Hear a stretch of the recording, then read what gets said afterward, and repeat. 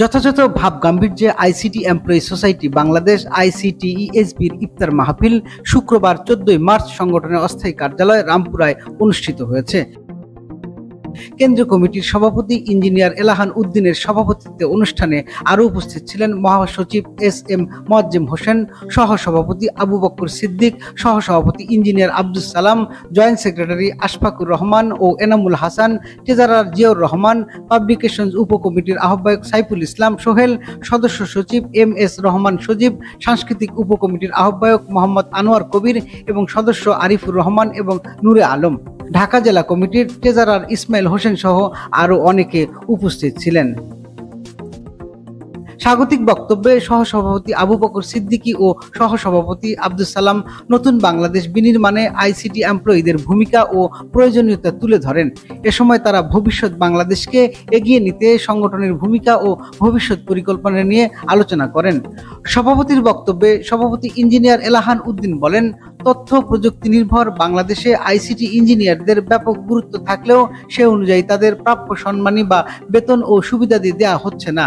তিনি কম্পিউটার সায়েন্সে diploma engineer ফ্রেশারদের সর্বনিম্ন বেতন 25,000 টাকা ও বিএসসি ইঞ্জিনিয়ারদের সর্বনিম্ন বেতন 30,000 টাকা করার দাবি করেন।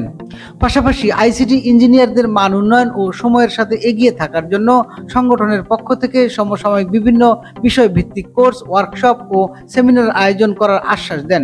পরে অর্ধশতাধিক সদস্য ও সুধীজন সহ দোয়া মাহফিল এবং ইফতার ও নামাজের মধ্য দিয়ে অনুষ্ঠান শেষ হয়। যথাযথ ভাবগাম্ভীর্যে আইসিটি এমপ্লয়ি সোসাইটি বাংলাদেশ আইসিটিইএসবির ইফতার মাহফিল শুক্রবার 14 মার্চ সংগঠনের অস্থায়ী কার্যালয় রামপুরায় অনুষ্ঠিত হয়েছে। কেন্দ্রীয় কমিটির সভাপতি ইঞ্জিনিয়ার এলাহান উদ্দিনের সভাপতিত্বে অনুষ্ঠানে আরও উপস্থিত ছিলেন মহাসচিব এস.এম. মোয়াজ্জেম হোসেন, সহসভাপতি আবু বকর সিদ্দিক, সহসভাপতি engineer Abdus Salam, joint secretary Ashfakur Rahman ও এনামুল হাসান, ট্রেজারার জিয়াউর রহমান, পাবলিকেশনস উপকমিটির আহ্বায়ক সাইফুল ইসলাম সোহেল, সদস্য সচিব এম.এস. রহমান সজীব, সাংস্কৃতিক উপকমিটির আহ্বায়ক মোহাম্মদ আনোয়ার কবির এবং সদস্য আরিফুর রহমান এবং নূরে আলম, ঢাকা জেলা কমিটির ট্রেজারার ইসমাইল হোসেন সহ আরও অনেকে উপস্থিত ছিলেন।